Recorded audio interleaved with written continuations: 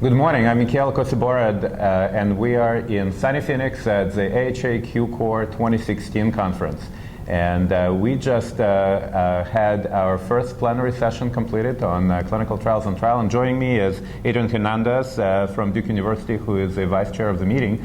So Adrian, I think this was really already a highlight of this meeting, even though we just started. And it was an amazing collection of speakers talking about some critical issues that we need to address in the clinical trial enterprise.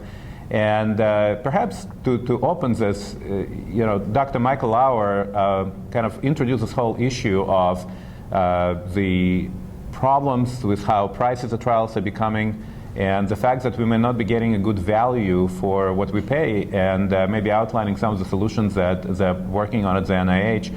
What do you think of some of the solutions perhaps that were being offered on that front? Right. Dr. Lauer's presentation was really incredible. So really pointing out that right now, if we are looking to generate evidence from trials, we have a failed market. That trials cost more, they take longer, and even when they get done, the results aren't put out there in a public way in a timely fashion. And part of that is the complexity of trials. And so there's this need to actually simplify trials, make sure we address the primary objectives, and that way we can get them done quicker, more efficiently, and answer the big questions.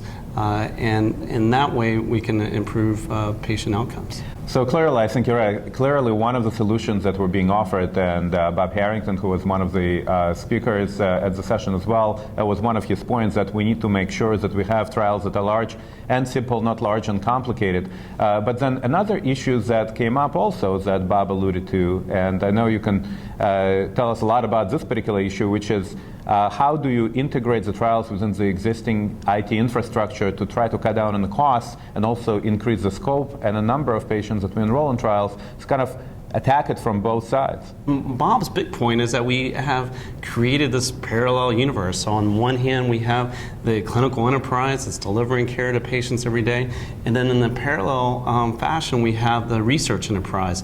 And actually, they're both collecting the same information, and so you can simplify in saying that's actually doubling the work, doubling the cost, and again, driving inefficiency. And so not only do we need to do large, simple trials, but we need to be able to integrate those two universes.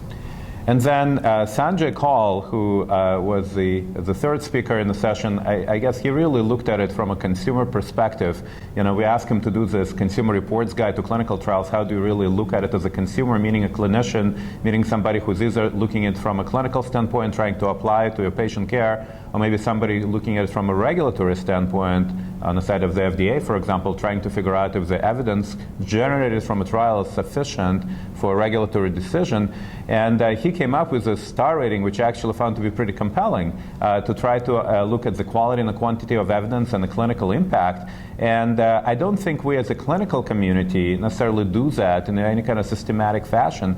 Should we have that? And then a related question, should we also have it on the societal side? Do we need to have a scorecard for trials to say this trial fits all of these criteria where it's high impact, it's good quality evidence, and it's actually going to have effect on how we treat patients?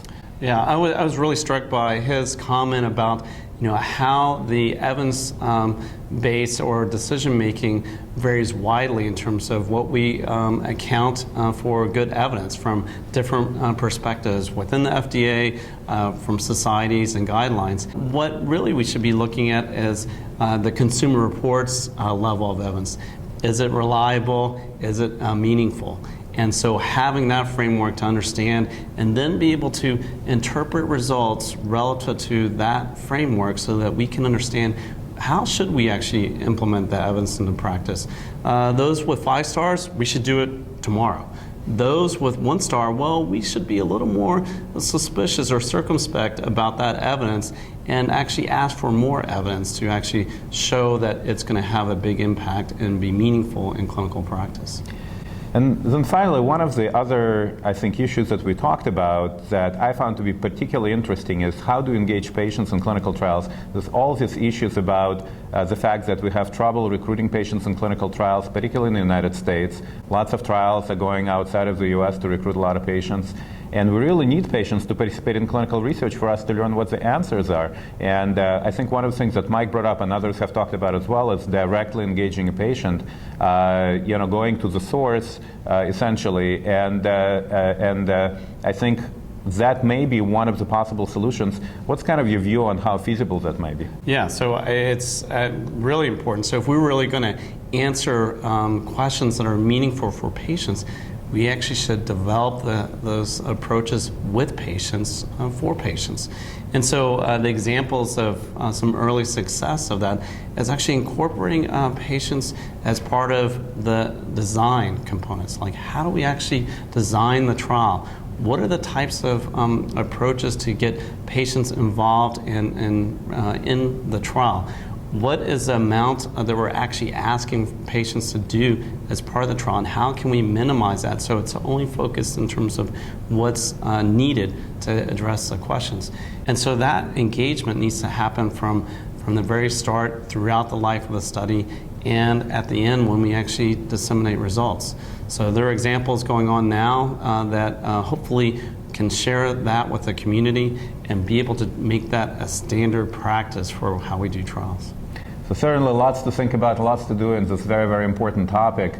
This is Mikhail Kosiborod and Adrian Hernandez reporting from AHA QCOR meeting in Phoenix, and lots more exciting action to come.